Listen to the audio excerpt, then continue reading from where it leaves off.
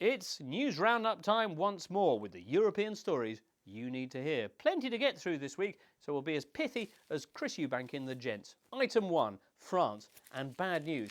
Chambéry are out of the cup. I know.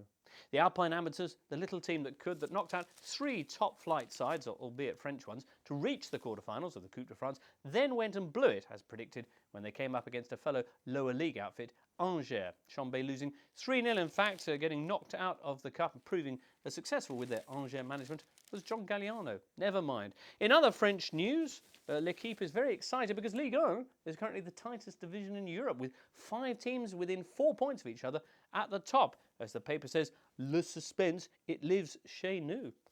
Interesting also in Monday's edition to get their reaction to Arsenal's heroic League Cup exit to Birmingham, like little boys.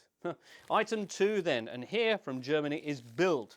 Nothing to do with the Bundesliga this, but quite fun all the same. Fan swimming pool Auf der Tribune. Yes, an amazing picture here of the Sao Paulo Palmeiras clash at the Marumba Stadium in Sao Paulo, which went ahead despite a downpour so torrential it flooded the stands.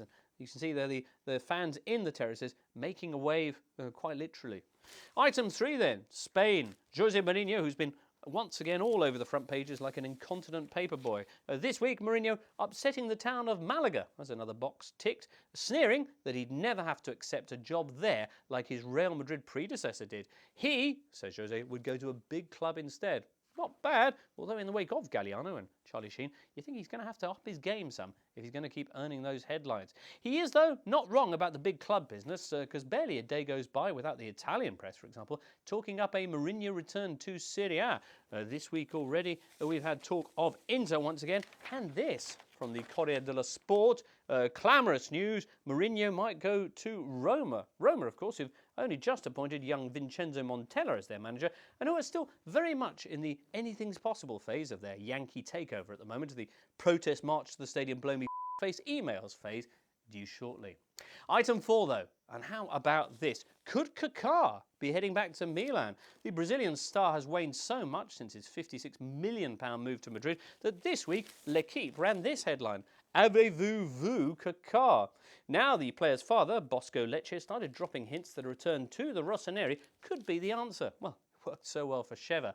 Going back to Milan, says Bosco, perhaps you should ask Galliani about that.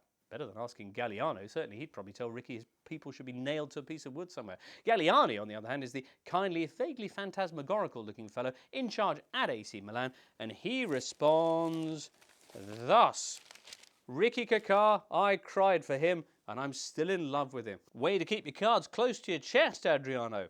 Item 5 then, and who is in love with Alex Pato? The young Brazilian striker was in banging form this week, scoring a cracker and setting up another in the big 1v3 game against Napoli, keeping Milan 5 points clear at the top of Serie A, earning a patospheric reception in the Italian press, and one imagines booking a starting berth in next week's colossal set 2 with Spurs at White Hart Lane.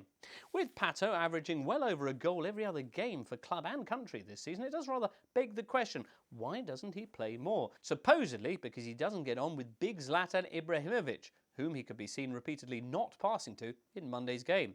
Item 5A, though, is the long-haired lovely that he does apparently enjoy making passes at, this lady, Barbara Berlusconi. Very much a relation. In fact, Silvio's daughter, just like the old Dr. Hook song. Sort of.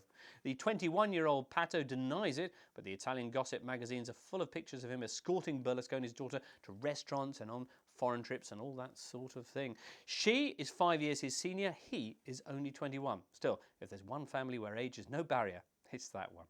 And on that heartwarming note, that's where we'll leave the papers for this week. We'll be back next Friday with more. Join us then.